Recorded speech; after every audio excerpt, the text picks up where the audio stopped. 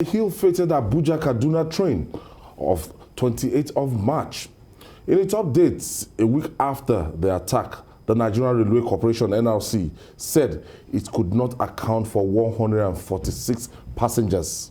Meanwhile, the managing director of the Bank of Agriculture, Awan Hassan, who was released by the group last Wednesday, provided figures of the captive while recounting his ordeal. 41 women, 22 men, and 5 children are in captivity. It's a very, very unfortunate situation that weeks after this horror incident happened, that we still cannot account, we don't know the actual figure of those people that are missing. We don't have database, and some people at the end of the day might not be accounted for at the end of the day. This is very disturbing, because if you watch the video of the acting MD of the Agri Bank that was released, where he was sandwiched by 4 armed men, you know, and they were saying what they said. If you have a relative as one of those being held in captivity, you shiver down your spine. It looks to me as if the government is at this wit's end. It doesn't know what to do again. Because we've always lamented, about, what should be done. And if you listen to El-Rufai, you ask yourself, what have we failed to do? Because the man mentioned that there are intelligence available to show you where these people are. There is intelligence available to reveal their discussions being intercepted by the relevant security agencies. Then you ask yourself, why is it that with this intelligence available, that our security agencies have not been able to do what is expected of them to do? It's something that is, petrifying. In some other parts of the world, by now you see pictures, you see identity, you see age, you see the location, you see pictures, date of birth, everything, data, everybody. So the pictures will all be around television because you know the number of people are on board.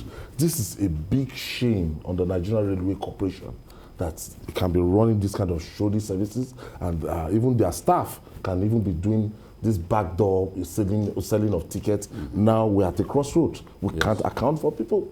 Yes, because nobody can say with finality that what this man said is the gospel truth. Who was counting? Well, that's the question to us. Did he do a head count inside the place? And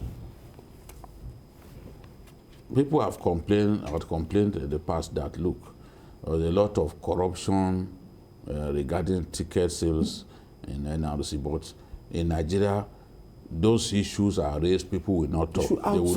They will not even raise any highbrow. They will not address it, as if it's an opportunity for some people to simply feed off the rest of us. Now, people tickets, you give the impression that they've run out of tickets, but they've actually hoarded. Majority of it. Yes, they've hoarded some seats to now sell at an inflated rate to other people, because they know that people are desperate. They don't want to travel by road. Yes. Nobody wants to go by road. Even generals will enter train, their convoys will go and wait for them at the other side of the train terminal. That's what is happening. All categories of people is that train that everybody is entering. And that was why we knew that at some point those boys would target the trains, because we didn't really provide security. You can see how naive we are in terms of security. We didn't think that, look, this threat, despite the fact they had fired at that train at least twice, and destroyed rail tracks before. We still didn't think that we should take some actions that will protect our people. So now look at what has happened. These guys have now stormed the train, took our people away. No one knows exactly where our people are. In and one of the stories, they're on their own. yes. No, They are in a position of strength. Once they are able to take people away, they are in a position of strength. You cannot mount an operation to rescue people. No. The only thing you can hope for is that some people will walk away, sneak away to their own freedom.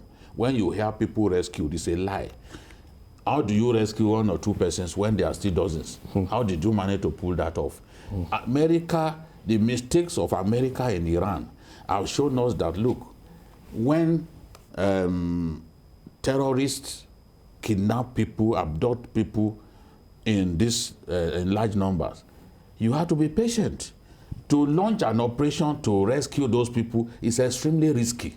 You end up losing so many of them. America learned that lesson. So now, what do you do? Once those boys have taken them to their location, your airplane will be looking at people down there. Your reconnaissance aircraft, they will look, but you cannot do anything. You can't bomb people, they would have used. What will you do? Will you bomb innocent people?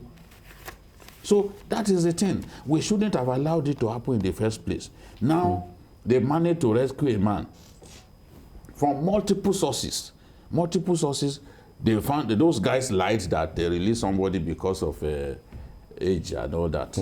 But multiple sources are saying that there were other reasons, you know, that we don't want to go into here. We know them now, they are not human beings. We are dealing with people who are not human beings. So are they that rational? People who are kidnapping and killing people during the holy month of Ramadan, you now imagine them to be sensible people who will now look at somebody who is old. And is that man old? How old is he, by the way? Is that the first old man they've how old? People who kidnapped a whole emir.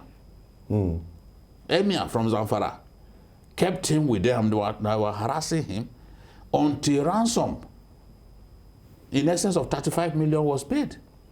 So are they the people who now see somebody, oh, this person is old, let us allow him to go? No, they are not human beings. They don't have any religion. Even Shegumi said it that, look, they don't even know the religion. So for people like him, he wants to preach to them so that they will even have some level of knowledge of religion. You see somebody bearing Muslim name, you assume that is a Muslim. Nothing makes him Muslim apart from that his name. And they'll be holding on to the Quran. Some of them are animists. Name of those guys, those bandits that you see, they're animists. They subscribe to Islamic religion. They don't subscribe to Christianity.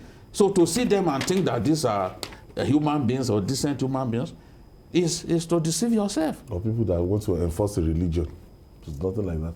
As I've said before, that the people thought, because Nigerians are extremely gullible people, people said, we don't even know their demands yet. They said government knows their demands. Then we don't know, this is a terrorist group, we don't know what their demands are. Their demand is money. Gosh. Time is a gentleman. Time will prove to us clearly that it is money that they are know what Don't deceive yourselves. They are not making any political demand. It's money. And do you know that it's born out of ideology? Ayo, I have, you know, on the day of my birthday, that was the day that they carried out this glorious operation. There was a guy who was calling me from Kaduna whose mother was on the train. Yesterday, I saw, when I look at the video, I saw the mother and the sister.